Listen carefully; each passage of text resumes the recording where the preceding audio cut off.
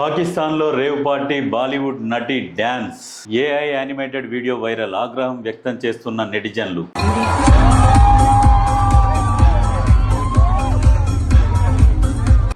రీసెంట్గా పాకిస్తాన్ పంజాబ్లోని కసూర్లో ఒక ఫామ్ హౌస్లో జరిగిన రేవ్ పార్టీ హెడ్లైన్స్ను టచ్ చేసింది.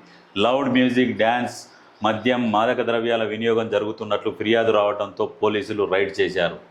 55 మంది యువతీ యువకులను అదుపులోకి తీసుకున్నారు. వీరిలో చాలామంది పాకిస్తాన్ ఆర్మీలోని సీనియర్ అధికారులు, పిఎంఎల్ఎన్ పార్టీకి చెందిన రాజకీయ నాయకుల పిల్లలుగా తెలుస్తోంది.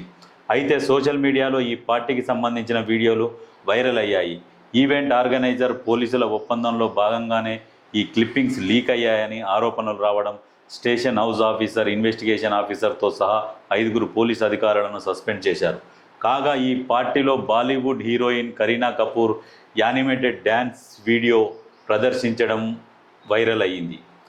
ఏఐ, ఆర్టిఫిషియల్ ఇంటెలిజెన్స్ సాయంతో జనరేట్ చేసిన యానిమేషన్ వీడియో చాలా అగ్లీగా ఉండడంతో ఫ్యాన్స్ హర్ట్ అవుతున్నారు.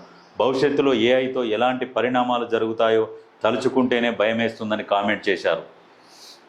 మొన్న సేమ్ ఈ వాస్తవంగా ఏఐతోని ఇప్పుడు ఈమెనే గలీజ్గా చేసి వీడియో ప్లే చేశారు.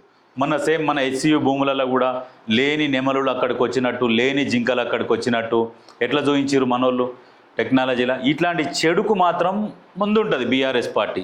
చెడు చేయడంలా ఫస్ట్, కానీ మంచి చేద్దామన్న దాంట్లోనేమో లాస్ట్ ఉంటాడు.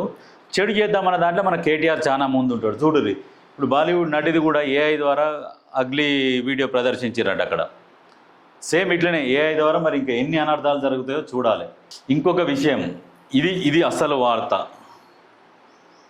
నయీం ఆస్తుల జప్తు, ఆ దిశగా దూకుడు పెంచిన ఈడీ.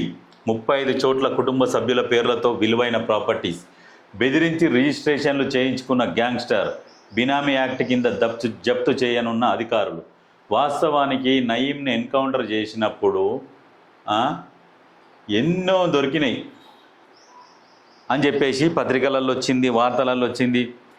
ఇప్పుడు నయీం దొరికినప్పుడు లిక్విడ్ క్యాష్ కూడా ఎంతో లిక్విడ్ క్యాష్ దొరికింది అన్నారు, ఎన్నో డాక్యుమెంట్స్ దొరికినాయి అన్నారు. లాస్ట్కి వచ్చేసరికి కోట్ల ఏమున్నాయి 50,000 దొరికినాయి అన్న కాడికి చూపించారు. అంటే ఇప్పుడు పాతవి కూడా తోడాలి. ఇప్పుడు అప్పుడున్న అధికారులను కానీ ఎవరిని కానీ వాళ్ళని కూడా ప్రశ్నించాల్సిన అవసరం ఉంది. ఎందుకంటే నయీము ఎక్కడ చూడు చాలామంది ఆరోపణలు ఉన్నాయి. మాది 5 ఎకరాలు దొబ్బుకపోయిండు, మా దగ్గర ఇంత దొబ్బుకపోయిండు, మాదో 10 ఎకరాలు కబ్జా పెట్టిండు, గోవాలో కూడా ఆస్తులు ఉన్నాయి అన్నట్టుగా సమాచారం ఉన్నది.